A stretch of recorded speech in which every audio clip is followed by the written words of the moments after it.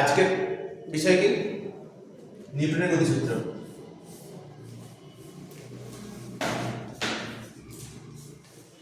নিউটনের গতিসূত্র।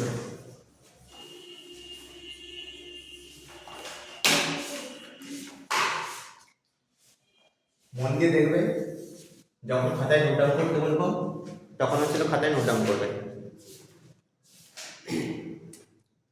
দেখো, নিউটনের গতিসূত্র। বিজ্ঞানী নিউটন যে সময় আসছেন, গ্যালিলিও, কোপার্নিকাস এইসব বৈজ্ঞানিকরা যখন ছিলেন সেই সময়কার বৈজ্ঞানিক। তো নিউটনের প্রথম তো একটা গল্প তোমরা সবাই জানো, যে আপেল পড়ার গল্প, তাই না? আপেল গাছের তলায় বসছিল, আপেল পড়েছিল, সেইটা নিয়ে পরীক্ষা নিরীক্ষা করে পৃথিবীর যে আকর্ষণ বল আছে সেটা তিনি গবেষণা করে বলেছিলেন যে পৃথিবীর সকল বস্তুকে আকর্ষণ করে, তাই তো? আপেল পড়ার গল্প থেকে ওটা হয়েছিল। তো নিউটন শুধুমাত্র আপেল পড়ার গল্পই নয়, নিউটন অনেক কিছু আবিষ্কার করে গেছে। তার মধ্যে ছিল তিনটে সূত্র, এখন আমরা পরপর দেখব। এই সূত্রগুলো থেকে কিসের কিসের ধারণা পাবো সেটা একটু বলে দিই। একটা পাবো বলের ধারণা পাবো, বল বলতে ফোর্সের ধারণা পাবো।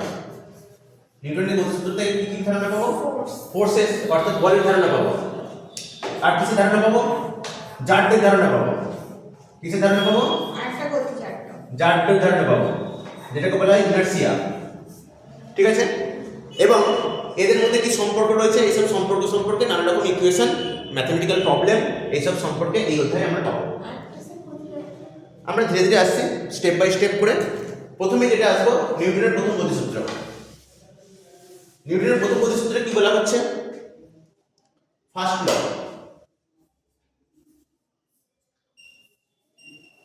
বা বলা হয় নিউটনের প্রথম গতিসূত্র। প্রথম গতিসূত্র, ফার্স্ট ল। প্রথম গতিসূত্রে কি বলা হচ্ছে দেখো, আগে বোঝার চেষ্টা করবে। আমি বলছি যে এই বাস্কটা যদি টেবিলের উপর থাকে, যদি এর উপর বল প্রয়োগ না করা হয়, তাহলে এবছর এখানে যদি থাকে, পরের বছর কোথায় থাকবে? এখানেই থাকবে। তারপরের বছর এখানেই থাকবে। মানে এটা একটা স্থির বস্তু। স্থির বস্তুর উপর যদি বাইরে থেকে কোনো বল প্রয়োগ না করা হয়, তাহলে চিরকাল একই জায়গা থেকে যাবে। আবার দেখো, এটা একটা ঘটনা গেল। আর একটা ঘটনা কি বলছে? বলা হচ্ছে এই বস্তুটা যদি গতিশীল থাকতো, বাইরে থেকে যদি কোনো বল প্রয়োগ না করা হয়, তাহলে এই বস্তুটা সরলরেখা বরাবর চলতেই থাকবে। তাহলে দুটো ঘটনা কি বললাম? স্থির বস্তু যদি তার উপর যদি কোনো বল প্রয়োগ করে না হয়, তাহলে চিরকাল এই একই জায়গাতে থাকবে স্থির অবস্থায়। আর যদি এই বস্তুটা গতিশীল থাকে, তাহলেও যদি এর উপর বল প্রয়োগ করে না হয়, তাহলে এটি কোন দিক বরাবর যাবে? সরলরেখা বরাবর চলতে থাকবে, একই বেগ নিয়ে চলতে থাকবে। তাহলে নিউটনের প্রথম গতিসূত্র ওটাই বলছে যে বাহ্যিক বল প্রযুক্ত না হলে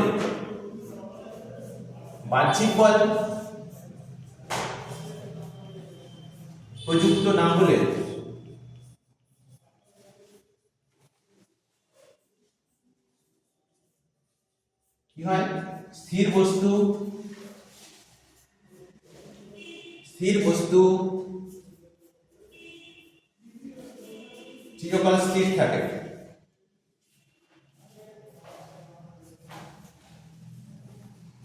স্থির থাকবে।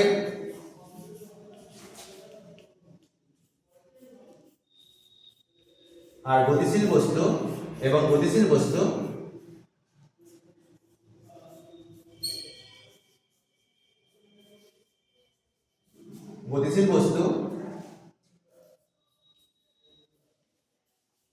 সরল রেখা বরাবর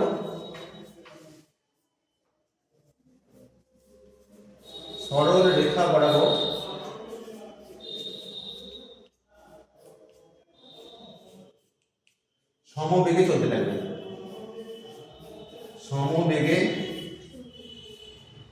থাকবে।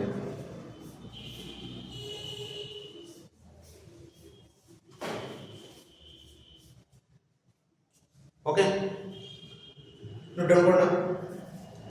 তাহলে প্রথম গতিসূত্র কি বলা হচ্ছে? যে বাহ্যিক বল প্রযুক্ত না করা হয়, স্থির বস্তু চিরকাল স্থির থাকবে এবং গতিশীল বস্তু সরলরেখা বরাবর সমবেগে চলতে থাকবে।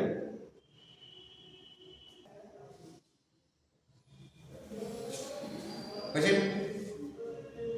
সমাবেগে চলতে থাকবে। বুঝছেন? প্রথম গতিসূত্র থেকে কিসের কিসের ধারণা পাওয়া যায় এটা দেখো।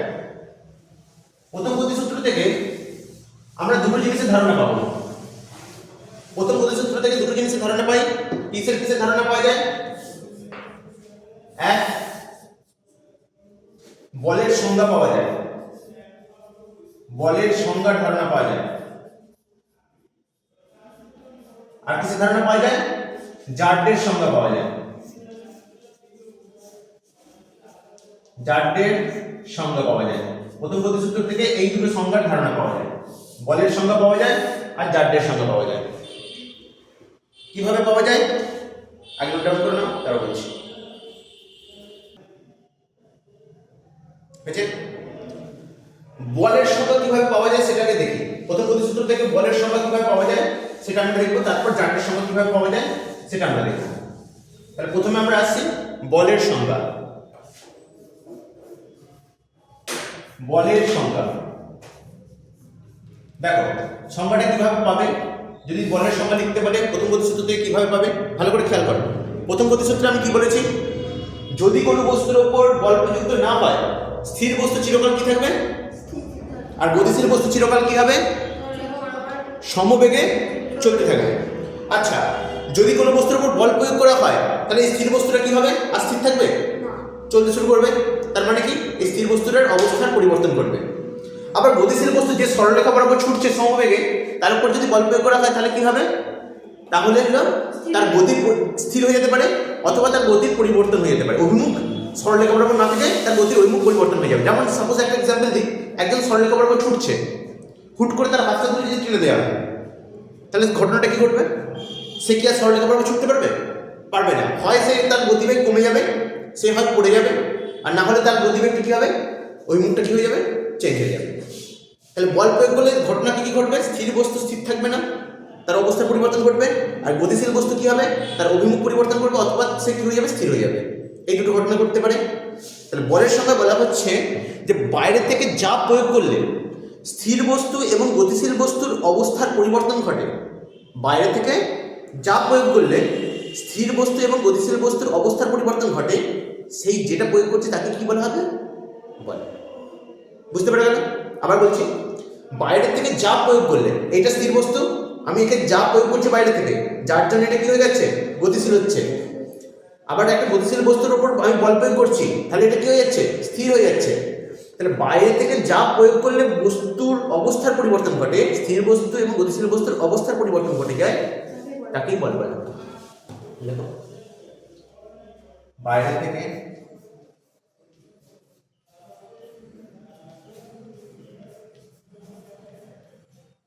চাপ প্রয়োগ করলে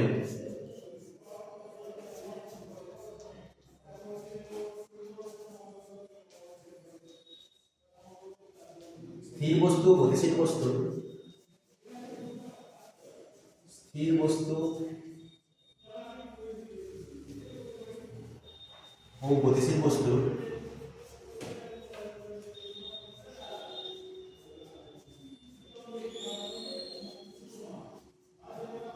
অবস্থার পরিবর্তন ঘটে, অবস্থার পরিবর্তন ঘটে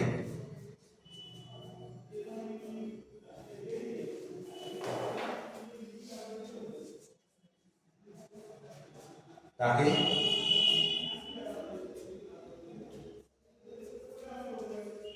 বল বলা হয়। তাকে কি বলা হয়? বল বলা হয়। ওকে, বুঝতে পেরেছেন? তাহলে স্থির বস্তু এবং গতিশীল বস্তুর অবস্থার পরিবর্তন ঘটবে বাহ্যিকভাবে চাপ প্রয়োগ করলে, তাকে কি বলা হবে? বল। বল দু ধরনের হয়ে থাকে। বল কত ধরনের? দু ধরনের হয়। বল হচ্ছে একটা প্রতিমিত বল আর একটা কার্যকর বল। প্রতিমিত বল আর একটি কার্যকর বল। একটি বল বলা হচ্ছে প্রতিমিত বল, প্রতিমিত বল। আর এক ধরনের বল আছে সেটা কি? কার্যকর বল। কার্যকর বল। ঠিক আছে? প্রতিমিত বল কাকে বলে? ধরো প্রতিমিত বল কাকে বলবো দেখো, ধরো তোমাদের দুজনের মধ্যে একজন একটা দড়ি টানাটানি খেলা হচ্ছে ধরো সাপোজ, তো দড়ি টানাটানি খেলায় ধরো সাপোজ দুটো দল দুদিক থেকে টানছে, এদিক থেকে একটা দড়ি টানাটানি খেলায় কি হচ্ছে, একটা দল এদিকে দড়িটা ধরে এদিকে টানছে আর একজন দল এদিকে দড়িটা ধরে এদিকে টানছে, তাই তো? ভালো করে শুনে না আমাকে, বলা হচ্ছে একটা দড়ি টানাটানি খেলায় দুদিকে সমান ফোর্স যদি প্রয়োগ করে, এইদিকে যারা টানছে তারাও যা বল প্রয়োগ করছে, এইদিকে যারা টানছে তারাও সমান বল প্রয়োগ করছে, তাহলে দড়িটা কোন দিকে সরে যাবে?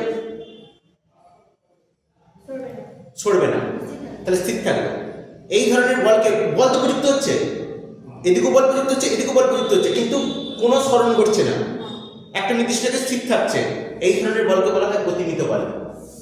এই ধরনের বলকে কি বলা হয়? প্রতিমিত বল। কিন্তু ধরো দড়ি টানাটানি খেলাতে এই পাশে যারা রয়েছে এই দিকের দল বেশি বল প্রয়োগ করছে, ঠিক আছে, আর এই দিকের দল সেই বলটা প্রয়োগ করতে পারছে না, তাহলে এরা যে বলটা দিয়ে টানছে তার থেকে বেশি বল যদি এরা প্রয়োগ করে তাহলে দড়িটা কোন দিকে সরে যাবে? যেদিকে বেশি টানছে সেদিকে সরে চলে যাবে। এই ধরনের বলকে বলা হয় কার্যকর। এই ধরনের বলকে কি বলা হয়? কার্যকর। কোনো কিছুর উপর বল প্রয়োগ করলে যদি বলটার বস্তুটা স্মরণ ঘটে তখন তাকে বলা হয় কার্যকর বল, আর যদি কোনো কিছু স্মরণ না ঘটে, লব্ধি বল 0 হয়ে যায়, তখন তাকে বলা হয় প্রতিমিত বল। লব্ধি বল যদি 0 হয়ে যায় তখন তাকে বলা হয় প্রতিমিত বল। তাহলে প্রতিমিত বল কাকে বলে? লব্ধি বল যদি শূন্য হয়। এই লব্ধি বল কি আমি কিছুক্ষণ পর আসছি, এটা লিখে নাও যে লব্ধি বল যদি শূন্য হয় তখন তাকে বলা হয় প্রতিমিত বল, আর লব্ধি বল যদি শূন্য না হয়, লব্ধি বল যদি শূন্য না হয় তখন তাকে কার্যকর বল বলা হয়। লব্ধি বল যদি শূন্য না হয় তখন তাকে কার্যকর বল বলা হয়। এইটুকুটা লিখে নাও।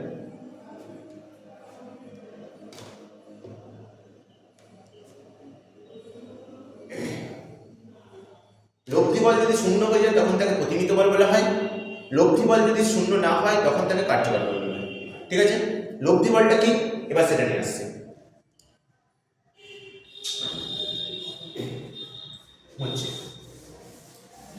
দেখেন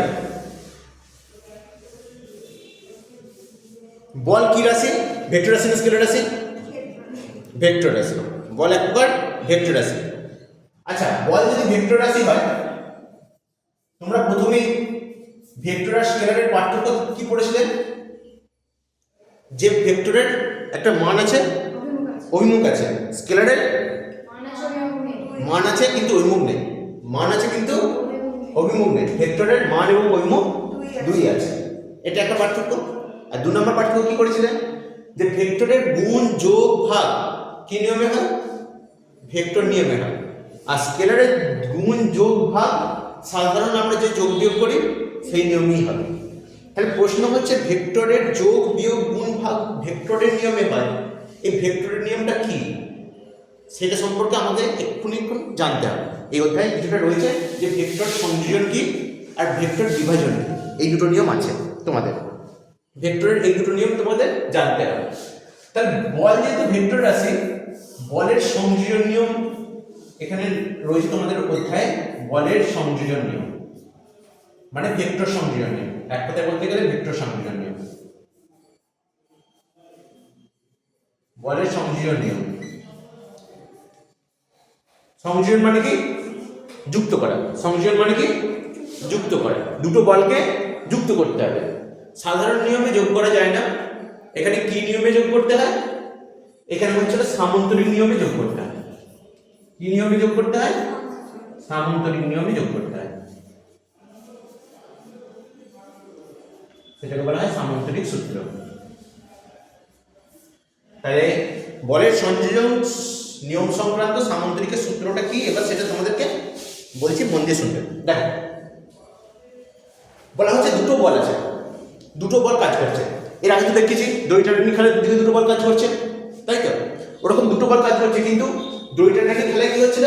একটা বল ওপাশে আর একটা বল এপাশে কাজ করছিল, ঠিক বিপরীত দিকে। দুটো বল ঠিক বিপরীত দিকে কাজ করছিল। আমি সেরকম দুটো বল নিচ্ছি না। আমি কিরকম দুটো বল নিচ্ছি? একটা বল কাজ করছে সাপোজ এপাশে, ঠিক আছে, আর একটা বল কাজ করছে সাপোজ এপাশে। হতে পারে তো?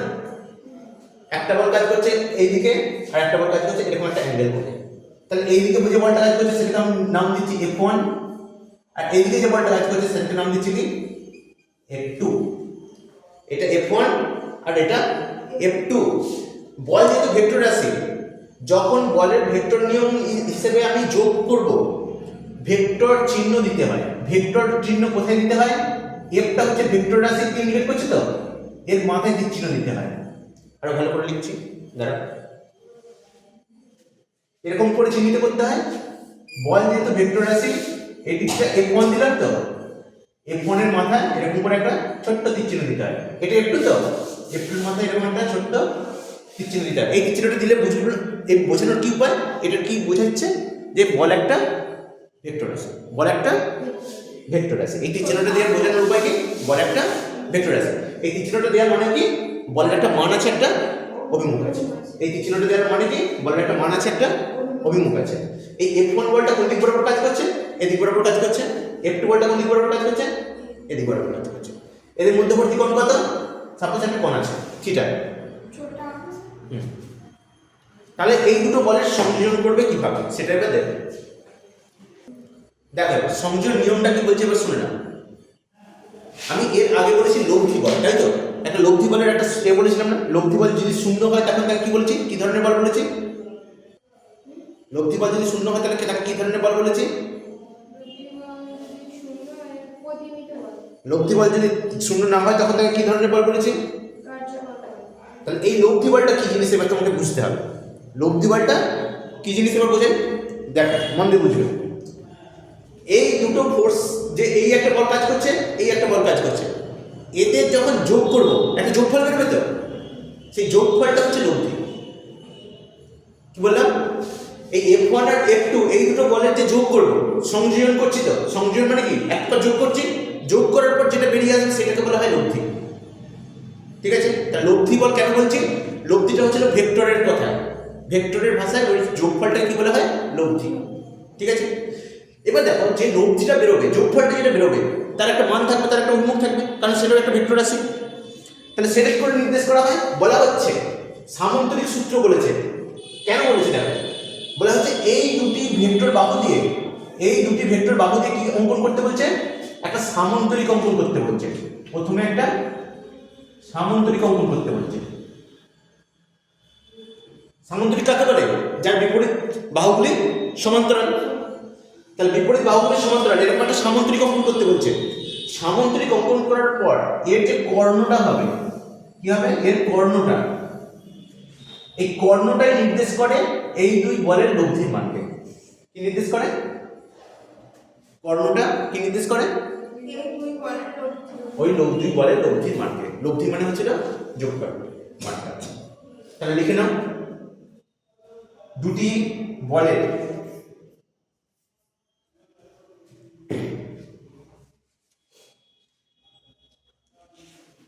দুটি বল সামান্তরিকের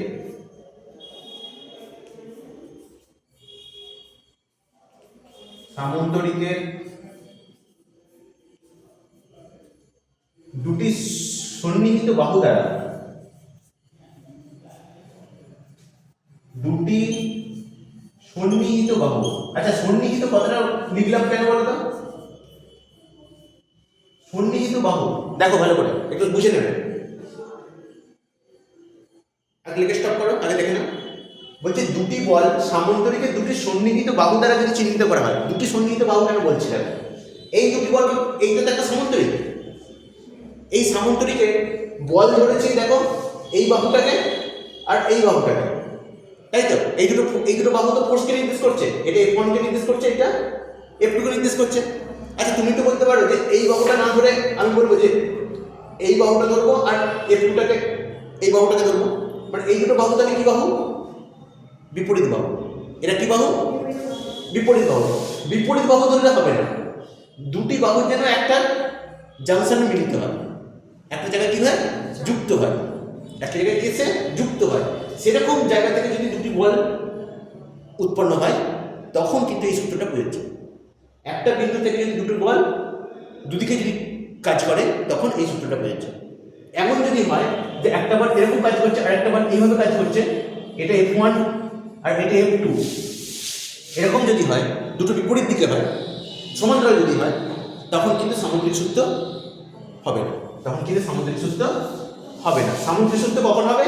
যদি একটা বিন্দু থেকে এদিকে একটা কাজ করছে, আর ঠিক ওই বিন্দু থেকে অপর দিকে একটা কাজ করছে, একটা বিন্দু থেকে।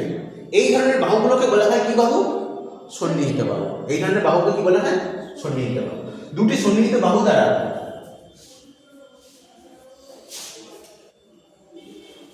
মান ও দিক নির্দেশ করলে, মান ও দিক নির্দেশ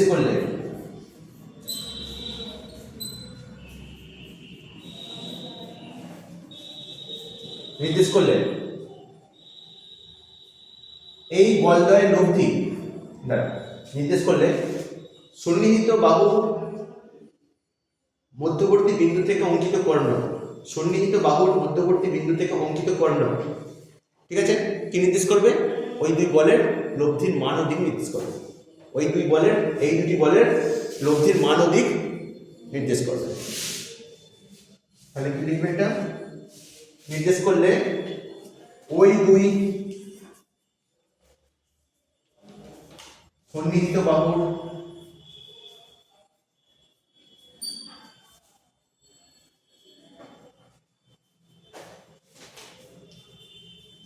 মধ্যবর্তী বিন্দু থেকে, মধ্য বিন্দু থেকে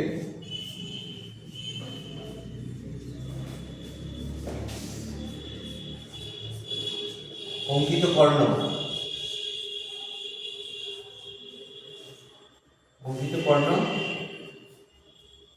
কি নির্দেশ করবে? ওই দুই বলের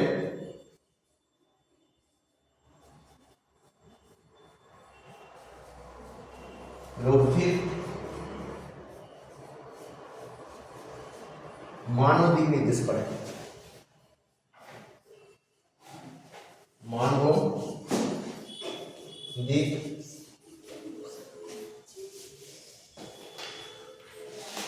নির্দেশ করে।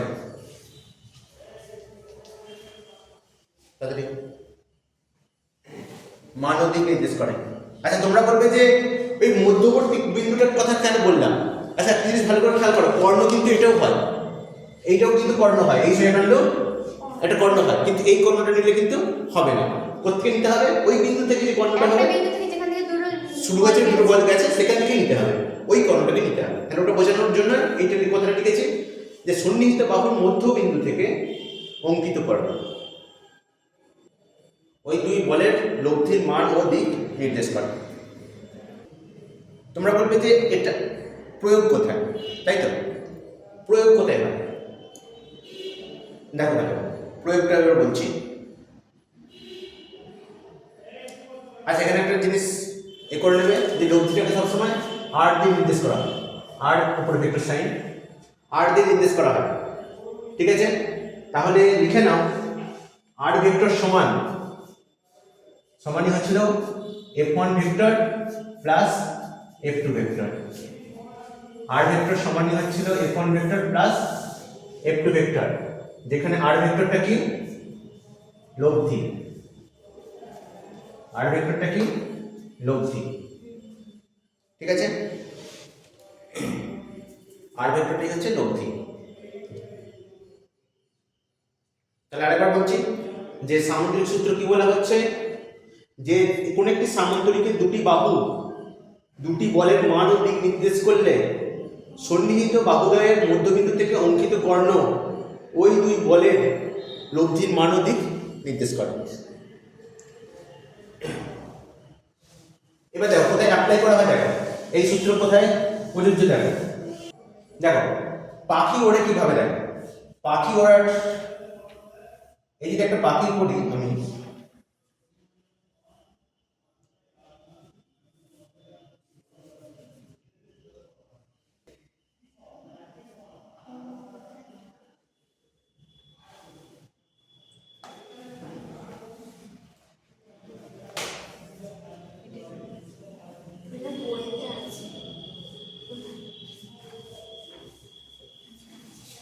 ভালো করে দেখো, পাখি ওড়ে কিভাবে দেয়? পাখি যখন ডানাতে করে চাপ দেয় বাতাসের উপর চাপ দিচ্ছে, মানে এই ডানাটাতে করে চাপ দিচ্ছে এ পাশে, আর এই ডানাটাতে করে চাপ দিচ্ছে এ পাশে। তাহলে যখন চাপটা দিচ্ছে তখন বলটা প্রয়োগ করছে কোন পাশে? এরকম করে। এদিকে বলটা যখন প্রয়োগ করছে তখন কোন দিকে প্রয়োগ করছে? এ পাশে। ঠিক আছে? বলের উপর বাতাসের উপর যখন বল প্রয়োগ করছে, সঙ্গে সঙ্গে বাতাস ওর উপর কি করছে? একটা প্রতিক্রিয়া বল দিচ্ছে। সঙ্গে সঙ্গে বাতাস ওর উপর কি বল প্রয়োগ করছে? একটা প্রতিক্রিয়া বল দিচ্ছে, যেটা হচ্ছে নিউটনের তৃতীয় গতিসূত্রতে আমরা পাবো। ঠিক আছে? যেটা নিউটনের তৃতীয় গতিসূত্রতে আমরা পাবো। তার আগে থেকে আমি বলে দিচ্ছি এটা। দেখো, তাহলে সঙ্গে সঙ্গে যখনই ক্রিয়া করছে এদিকে, সঙ্গে সঙ্গে প্রতিক্রিয়া বল কে দিচ্ছে? বাতাস প্রতিক্রিয়া বলটা কোন দিকে দিচ্ছে? ঠিক এ পাশে দিচ্ছে। আচ্ছা দেখো ভালো করে, পাখি ডানাতে করে তো দুদিক থেকে বল প্রয়োগ করছে, তার জন্য প্রতিক্রিয়া বলটা এরকম অ্যাঙ্গেল করে দিচ্ছে, তাই তো? নির্দিষ্ট অ্যাঙ্গেল করে। কিন্তু পাখি এগিয়ে যাচ্ছে কোন দিকে? সামনের দিকে। কেন বলো তো? কারণ লব্ধি বলটা কাজ করছে এদিক বলটা। কেন? এই দুটো সন্নিহিত বাহু, সামুদ্রিক যদি এই দুটো সন্নিহিত বাহু হয়, তাহলে আমি যদি একটা সামুদ্রিক অঙ্কন করি এই দুটো বাহু দিয়ে, যদি জাস্ট এখানে ডট করে ছোট করে একটা সামুদ্রিক অঙ্কন করে দিই, সামুদ্রিক অঙ্কন করে দিই, তাহলে কি হবে? তার কর্ণ হচ্ছে কোনটা? এইটা হচ্ছে। তাহলে কর্ণ বরাবরই হচ্ছে কি হবে? কর্ণ বরাবর পাখিটা এগিয়ে যাবে। বুঝতে পারলেন? ঠিক একইভাবে আরেকটা জিনিস উদাহরণ দিই, আরেকটা এক্সাম্পল দিই। ধরো হচ্ছে সাপোজ তোমরা যখন এই এমনি করে ঘুরেছো, তিনজন সেই হাত ধরে এমনি সেই পাক খাও তো, এমনি একটা ওই টাইপের খেলা যখন হচ্ছিল, মাঝে মাঝে একজন এদিকে ধরে দাঁড়িয়ে আছে, একজন এদিকে ধরো আর একজন এদিকে ধরে, তারপর পাক খাও তো তিন দিকে। ভালো করে খেয়াল করো, তোমরা যখন ঘুরছো খুব জোরে যখন পাক খাচ্ছ, তাহলে তোমার টান পড়ছে, তুমি টানছো কোন দিকে? এ পাশে। তারপর তোমার বন্ধু যে এখানে ধরে রয়েছে সে টানছে কোন দিকে? এ পাশে। আর আরেকজন বন্ধু যে দিকে ধরে রয়েছে সে টানছে কোন দিকে? এ পাশে। প্রশ্ন হচ্ছে হলে এইভাবে যখন ধরে তোমরা পাক খাচ্ছ, ঘুরছো, তখন একজন কি ছিটকে যায়? ছিটকে যায় না। মানে খুব জোর হয়ে গেলে তখন ছিটকে যায়, কিন্তু তার আগে ছিটকে যায় না। ঠিক একই জায়গাতে স্থির অবস্থায় থেকে ঘোরো তো। তাহলে এইটা হয় কেন? ভালো করে খেয়াল করো। এটার হওয়ার কারণ হচ্ছে, আমি বলছি কি, লব্ধি বল যদি জিরো হয় তাকে কি ধরনের বল বলে? প্রতিমিত বল। প্রতিমিত বলে কোনো বস্তু স্মরণ ঘটে? প্রতিমিত বলে কোনো বস্তু স্মরণ ঘটে? স্মরণ ঘটে না। মানে সেই দুইটা খেলায় বললাম কি, একজন এদিকে বল প্রয়োগ করছে, একজন এদিকে বল প্রয়োগ করছে, তাহলে লব্ধি বল কি হবে না? জিরো যদি হয় তাহলে দড়িটা কোন দিকে সরবে? স্থির থাকবে। দড়িটা একই জায়গায় স্থির থাকবে। ঠিক এখানে দেখো, ভালো করে খেয়াল করো, তুমি এখানে টানছো, তোমার বন্ধু এই দিকে টানছে, তোমাদের লব্ধি বল তাহলে কোন দিক বরাবর কাজ করবে? নিশ্চয়ই হচ্ছে এই দুটো বাহু দিয়ে যদি আমি একটা সামুদ্রিক অঙ্কন করি, সেই সামুদ্রিকের কর্ণ বরাবর কাজ করবে। এটা তাহলে কি বল? এখন এই দুটো বলের লব্ধি বল। ভালো করে বোঝার চেষ্টা করো। এইটা হলো F1 বল, এইটা F2 বল। এই F1 আর F2 বলের লব্ধি বল কোনটা? আর বলটা। ঠিক আছে? আর তোমার আরেক বন্ধু টানছে কোন দিকে? এদিক বরাবর টানছে F3। যদি এই আর এর সঙ্গে F3 সমান হয় তবেই তোমরা একই জায়গায় স্থির থেকে ঘুরতে পারবে, তা না হলে যে বেশি টানবে সেদিকে চলে যাবে, তোমরা চলে যাবে। হ্যাঁ, তাহলে কি বললাম? দুটো বলের লব্ধির মান তৃতীয় বলের সাথে যদি সমান হয় তবে তোমরা হচ্ছে একই জায়গায় স্থির থেকে তোমরা ঘুরতে পারবে, না হলে যে বেশি বলটা প্রয়োগ করবে তোমরা তার দিকে চলে যাবে। এরকম টাইপ। তাহলে বুঝতে পারা গেল কেন হচ্ছে তোমরা এক জায়গা থেকে ঘুরছো। এটা তার কারণ হচ্ছে তুমি কোনাকুনি বল প্রয়োগ করছো, তোমার বন্ধু কোনাকুনি বল প্রয়োগ করছে, তাদের লব্ধি বল কাজ করছে এ বরাবর, কর্ণ বরাবর। আরেকজন বন্ধু যে কাজ করছে সে কি করছে? তার বিপরীত দিকে কাজ করছে, বল প্রয়োগ করছে। এই লব্ধি বল আর বিপরীত দিকে যে বল, এই দুজন যদি সমান হয়ে যায় তাহলে কি বলেছি? কোনো দিকে স্মরণ ঘটবে না, তখন সেটা কি বল হয়ে যাবে? প্রতিমিত বল হয়ে যাবে। আর প্রতিমিত বল হয়ে যাবে মানে তোমরা একই জায়গায় স্থির থেকে ঘুরবে, কোনো দিকে চলে যাবে না। বুঝতে পারবে? তাহলে পাখি ওড়ার কেসে তো ভেক্টর সূত্র কাজে লাগবে। এরকম যে তোমরা যে ওরকম যে খেলাটা খেলো কত হচ্ছিল ভেক্টর সূত্রই কাজে লাগছে সব জায়গাতে। তাহলে এটা গেল কি? ভেক্টরের সংযোজন নিয়ম। এটা কি গেল? ভেক্টরের সংযোজন মানে ভেক্টর যোগ। আর সমান F1 প্লাস F2। এবার একটু বিভাজন নিয়ম আছে, মানে বিয়োগ।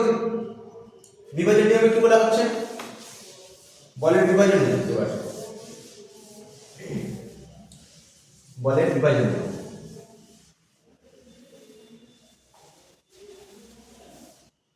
বলের বিভাজন নিয়ম হেডিং করা।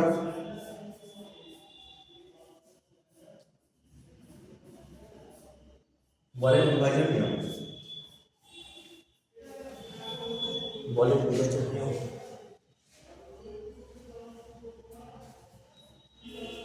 আচ্ছা, তোমাদের শুধুমাত্র আছে লম্ব বিভাজনের নিয়ম আছে, তোমাদের আর কিছু নেই। লম্ব বিভাজন নিয়ম, লম্ব বিভাজন নিয়ম আমাদের সিলেবাসে শুধু এই কোনটাই আছে, লম্ব বিভাজন নিয়ম। লম্ব বিভাজনে কি বলা হচ্ছে দেখো, শোনো মন দিয়ে, বলা হচ্ছে ধরো কোন একটা বল এদিক বরাবর কাজ করছে, কোন একটা বল এদিক বরাবর কাজ করছে, সাপোজ অ্যাজ ফর এক্সাম্পল বললাম একটা বল এদিক বরাবর কাজ করছে। এই বলটাকে দুটো ভাগে ভেঙে দিতে হবে, এই বলটাকে কি করতে হবে, দুটো ভাগে ভেঙে দিতে হবে। মানে বিভাজন বলছি মানে কি, বিভাজিত করে দিতে হবে, দুটো ভাগে ভেঙে দিতে হবে। কেমন ভাবে ভাঙবো,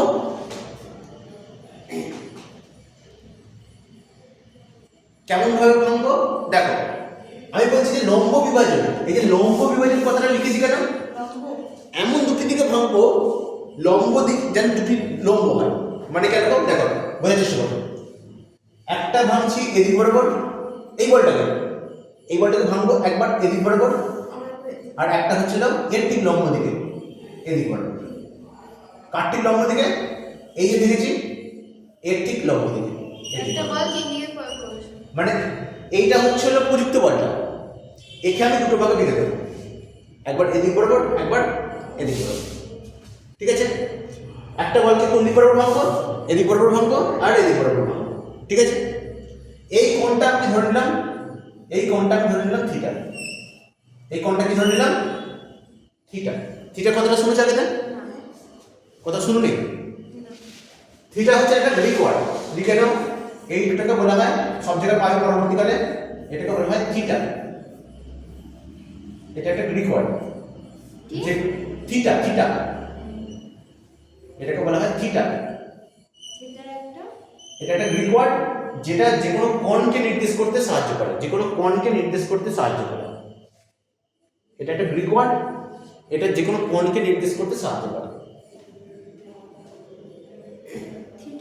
থিটা, ঠিক আছে। আচ্ছা, তোমাদের ত্রিকোণমিতি হয়নি তাই তো? অঙ্কে ত্রিকোণমিতি শুরু হয়েছে? না, অঙ্কে ত্রিকোণমিতি শুরু হয়নি তো? না। রৌনক স্যারকে বললে ত্রিকোণমিতি করে দিতে হবে। আগে মাঝে চ্যাপ্টারও বাদ আসবে, ওগুলোই হয়নি সূচকের চ্যাপ্টার।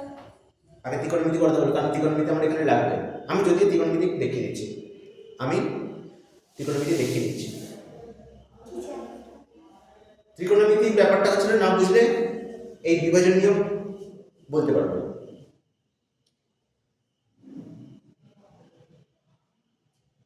কিছুই না, গোল করবে পেটটা কেটে দেবে, গোল করে পেটটা কেটে দেবে, তাহলে ওটা কি থিটা। থিটা করার নিয়ম হচ্ছে এটা। আচ্ছা দেখো, সমান দুটো ভাগ করে নিয়েছি, ঠিক আছে। দেখো ভালো করে এদিকে দেখো, তাহলে এই যে ভেঙেছি, এই যে ভেঙেছি, এই দুটো খণ্ডে ভেঙেছি কোনটাকে, এই বলটাকে, এই বলটাকে আমি দুটো খণ্ডে ভেঙে দিয়েছি, এদিক বরাবর আর এদিক বরাবর। এই যে দুটো খণ্ডে ভেঙেছি এগুলোকে বলা হয় একটা উপাংশ। এগুলো কি বলা হয়? উপাংশ। এগুলো কি বলা হয়? উপাংশ। এটা একটা উপাংশ, এটা একটা উপাংশ। তাহলে একটা বলকে দুটি অংশে যদি ভাগ করি তাহলে হচ্ছে একটা হচ্ছে এদিক বরাবর উপাংশ, একটা হচ্ছে এদিক বরাবর উপাংশ, তাই তো? এটা ছিল উপাংশ। তাহলে কি বললাম, একটা বলকে দুটো অংশে ভাগ করি তখন সেগুলোকে কি বলা হয় আলাদা করে, এগুলোকে উপাংশ বলা হয়, তাই তো? এগুলো কি বলা হয়? উপাংশ। তারপর দেখো এই উপাংশগুলো কি কি হবে, দেখো যার সঙ্গে কোণ করে এই বাহুটা বলটা যার সঙ্গে কোণ করবে তাকে বলা হয় অনুভূমিক উপাংশ। তাকে কি বলা হয়? অনুভৌমিক উপাংশ। অনুভৌমিক উপাংশ, অনুভৌমিক উপাংশ। আর একটা হচ্ছে যেটার সঙ্গে কোণ করেনি, যেদিকে শুনবে যেদিকে সঙ্গে কোণ করেনি সেই উপাংশটাকে বলা হয় লম্ব উপাংশ। সেটা কি বলা হয়? লম্ব উপাংশ।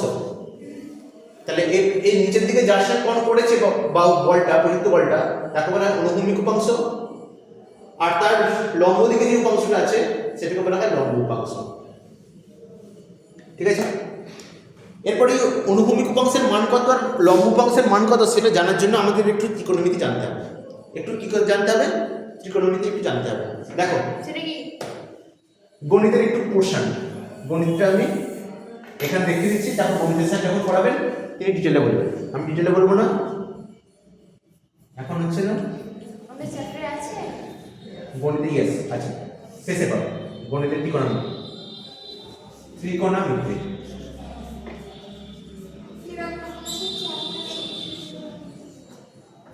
ঠিক আছে, ত্রিকোণমিতি পেয়ে যাবে পরে। দেখো শুনবে, মন দিয়ে শুনবে, তাহলে বুঝতে পেরে যাবে, কিছু শক্ত কিছু না। এই একটা ত্রিভুজ, এটা কি ধরনের ত্রিভুজ বলো তো? সমকোণী। সমকোণী ত্রিভুজ, যার এই কোণটা 90 ডিগ্রি। আচ্ছা, এই কোণটা থিটা ধরলাম, এই কোণটা থিটা, তাহলে এইটা কি? ভূমি। এটা কি? ভূমি। এটা কি? লম্ব। এটা কি? অতিভুজ।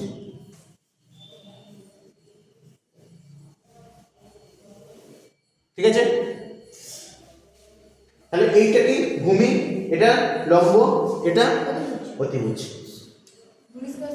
দেখো এবার আমার দুটো সূত্র লাগবে মেনলি, একটা হচ্ছিল sine theta. Sine theta, sine theta সমান হয় লম্ব বাই অতিভুজ। সাইন থিটা সমান কি হয়? লম্ব বাই অতিভুজ। আর একটা জিনিস যেটা লাগবে সেটা হচ্ছে cos থিটা।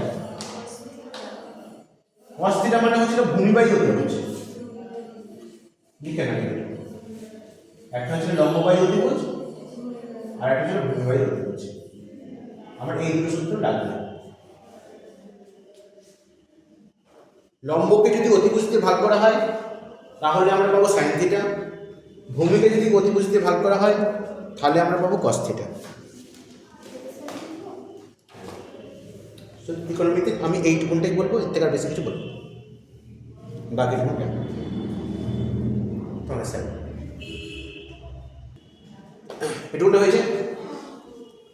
ত্রিকোণমিতি ব্যাপারটা বোঝা গেল। ত্রিকোণমিতির এই যে সাইন থিটা সমান তাহলে কি? লম্ব বাই অতিভুজ। cos থিটা সমান কি? ভূমি বাই অতিভুজ। এই দুটোকে কিন্তু ভালো করে মন দিয়ে কিন্তু মুখস্থ রাখবে। সাইন থিটা সমান লম্ব বাই অতিভুজ, cos থিটা সমান ভূমি বাই অতিভুজ। ঠিক আছে, এবার ভালো করে খেয়াল করো। এবার বলা হচ্ছে যে এইখানে থিটা যদি কোণটা হয়, এখানে দেখো এখান থেকে যদি আমি লম্ব অঙ্কন করি, এই ত্রিভুজটা কি হয়ে গেল এখন? ভালো করে খেয়াল করো, এই ত্রিভুজটা কি হয়ে গেল এখন? সমকোণী ত্রিভুজ না? তাই তো? তাহলে সমকোণী ত্রিভুজে এই যে ভূমি, এটা এটা কি? লম্ব। এটা কি? ভূমি, এটা লম্ব। আচ্ছা, ভূমি আর অতিভুজ কোনটা? এটা একটা, তাই তো? ভালো করে খেয়াল করো, লম্ব বাই অতিভুজ মানে সাইন থিটা, লম্ব বাই অতিভুজ মানে সাইন থিটা। তাহলে লম্ব সমান কি হবে?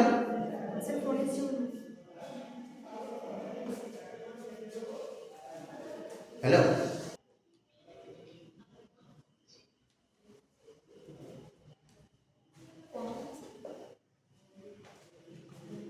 দেখো লম্ব সমান তাহলে কি হবে? লম্ব বাই অতিভুজ মানে সাইন থিটা। তাহলে লম্ব সমান কি হবে? কোণাকুণি গুণ করে দাও, তাহলে সাইন থিটা ইনটু অতিভুজ। ভালো করে খেয়াল করবে, সাইন থিটা মানে হচ্ছে লম্ব বাই অতিভুজ, তাহলে লম্ব সমান কি হবে? অতিভুজ ইনটু সাইন থিটা। লম্ব সমান কি হবে? অতিভুজ ইনটু সাইন থিটা।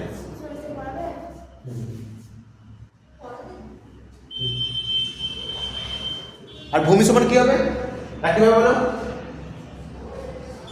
ভূমি সমান কি হবে? cos থিটা ইনটু অতিভুজ বা অতিভুজ ইনটু cos থিটা। লিখে নাও। আচ্ছা এটুকুটা হয়েছে, এটুকুটা হয়েছে। তাহলে এখানে বলো, এখানে তাহলে অনুভূমিক উপাংশটা তাহলে কি হবে? অনুভূমিক উপাংশ মানে কি? তাহলে ভূমি, ভূমি সমান কি? অতিভুজ ইন্টু cos থিটা। তাহলে অতিভুজটা কোনটা? f। তাহলে অনুভূমিক উপাংশ সমান কি লিখতে পারি? f cos theta.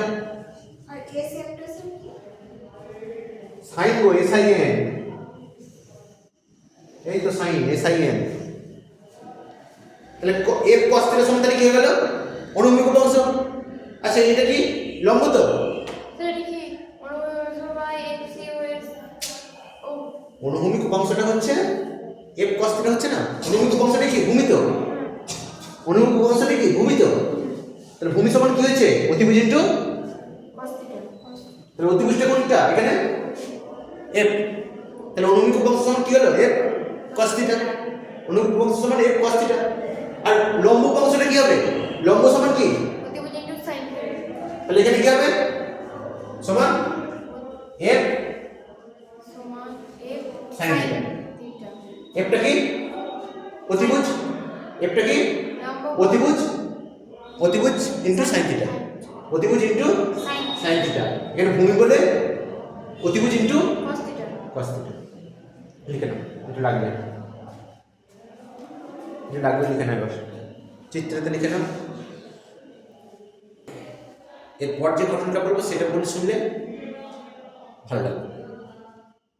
এরপর যে কথা, এই এত কিছু বললাম কেন?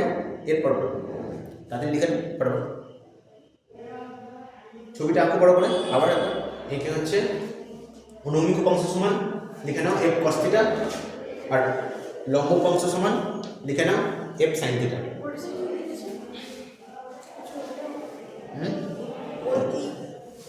কোনটা?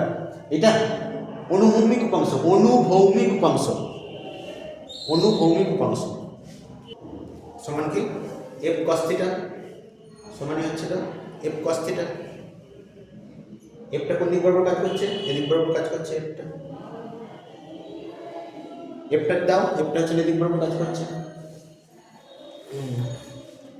আর এদিক বরাবর লম্ব উপাংশ, লম্ব উপাংশ সমান f sin থিটা।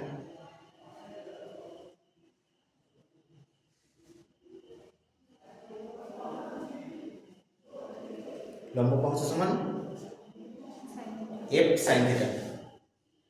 এটুকুটা হয়েছে। এবার দেখো এই এত কিছু করলাম কেন? এর প্রয়োগ কোথায় হবে? এর আগের প্রয়োগটা দেখলাম তো, সামগ্রিক সূত্রের প্রয়োগটা দেখলাম। এবার এর প্রয়োগ কোথায় হবে সেটা দেখা যাবে। কোশ্চেনটা কিন্তু পরীক্ষাতে প্রায়ই আসে। বলা হচ্ছে একটা তোমাকে বেঞ্চ বা টেবিল দিয়ে দেওয়া হলো, এই টেবিলটা টানাটা সোজা না ঠেলাটা সহজ? টানাটা ছিল। টানাটা সহজ। কেন?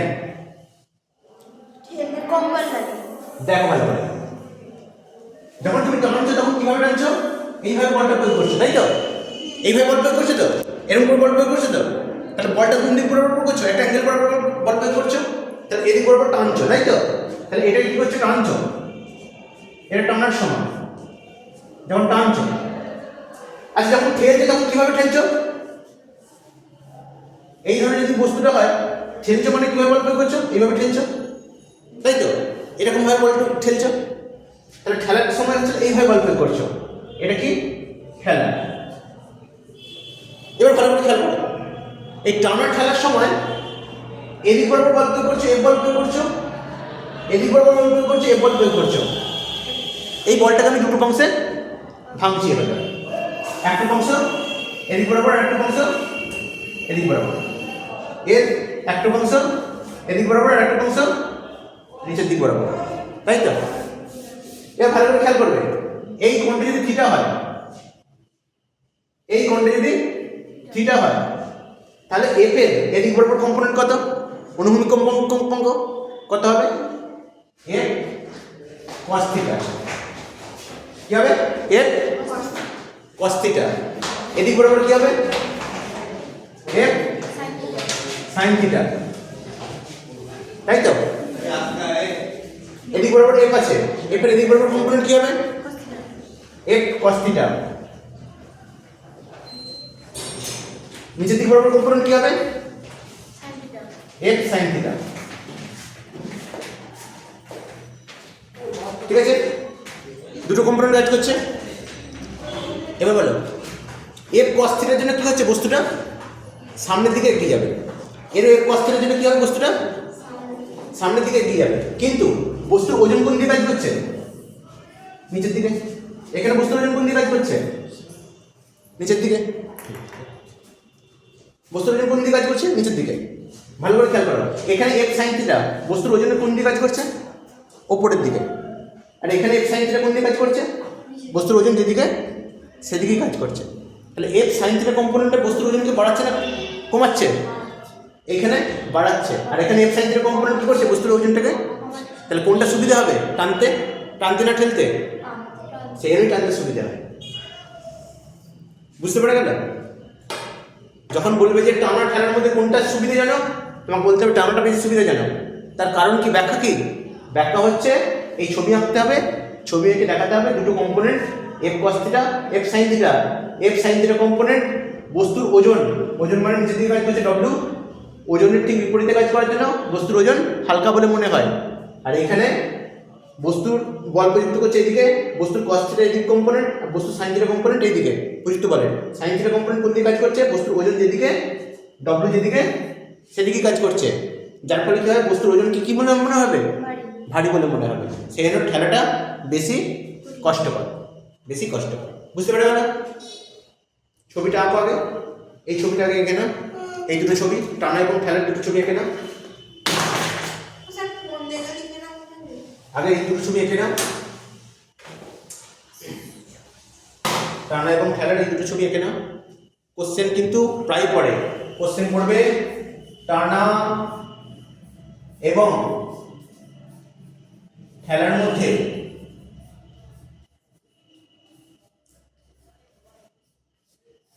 কোনটি সহজ,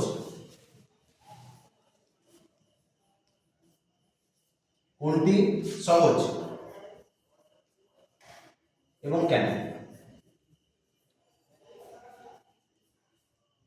কোনটি সহজ এবং কেন, তার উত্তর ছবি এঁকে এইভাবে দিতে হবে। আচ্ছা, এখানে লিখে দেওয়া যাবে, কি লিখবে, জাস্ট অল্প কিছু লেখা। সেটা কি, এফ কস থিটা কম্পোনেন্ট মানে এফ কস থিটা উপাংশ দুটো ক্ষেত্রেই টানা এবং ঠেলার সময় এফ কস থিটা উপাংশ বস্তুটিকে সামনের দিকে নিয়ে যেতে সাহায্য করে। এই কোনটা লিখুন, টানা এবং ঠেলার সময় এফ কস থিটা উপাংশ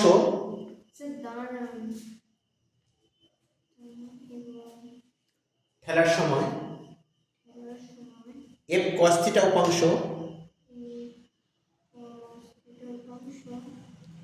বস্তুটিকে সামনের দিকে গতিশীল করতে সহায়তা করে বা সাহায্য করে।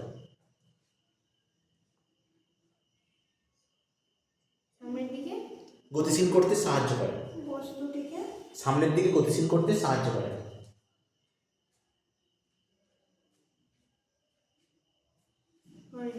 ঠিক আছে, কিন্তু টানার সময় এফ সাইন থিটা উপাংশ, টানার সময় এফ সাইন থিটা উপাংশ বস্তুর ওজনের বিপরীত দিকে কাজ করে, গতিশীল করতে সাহায্য করে। কিন্তু টানার সময় এফ সাইন থিটা উপাংশ টানার সময় এফ সাইন থিটা উপাংশ বস্তুর ওজনের বিপরীত দিকে কাজ করে।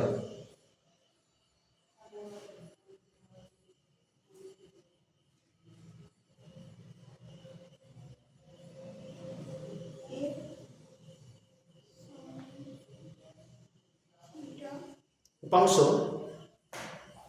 বস্তুর ওজনের বিপরীত দিকে কাজ করে, তাই বস্তুর ওজন হালকা বলে মনে হয়। এফ সাইন থিটা উপাংশ বস্তুর ওজনের বিপরীত দিকে কাজ করে, তাই বস্তুর ওজন হালকা বলে মনে হয়।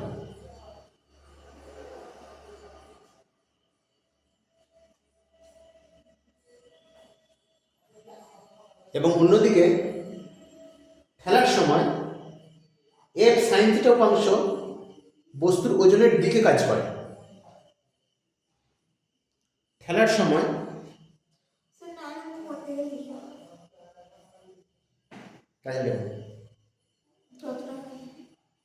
তাই বস্তুর ওজন হালকা বলে মনে হয়,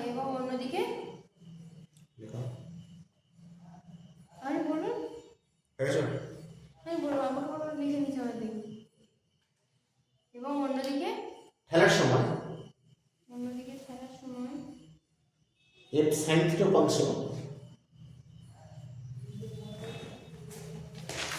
এফ সাইন থিটা উপাংশ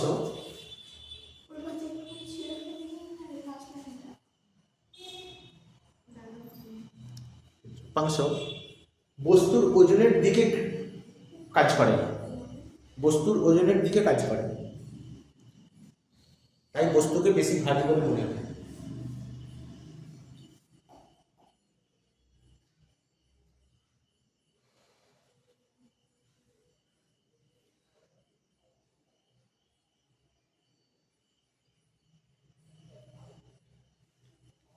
হয়েছে? এটাই হচ্ছিল, এইটুকুটা লিখলেই হবে যে এই যে ঠেলা এবং টানার মধ্যে কোনটা সুবিধা গেল তার ব্যাখ্যা এইটুকু, ব্যাস।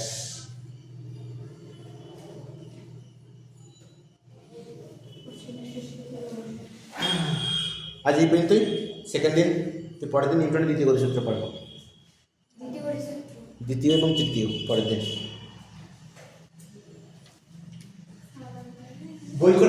বইগুলো এবার দেখে দিচ্ছি কোথায় কি পড়া রয়েছে, দেখে নিন কত পড়তে হবে বলে দিচ্ছি বইগুলো।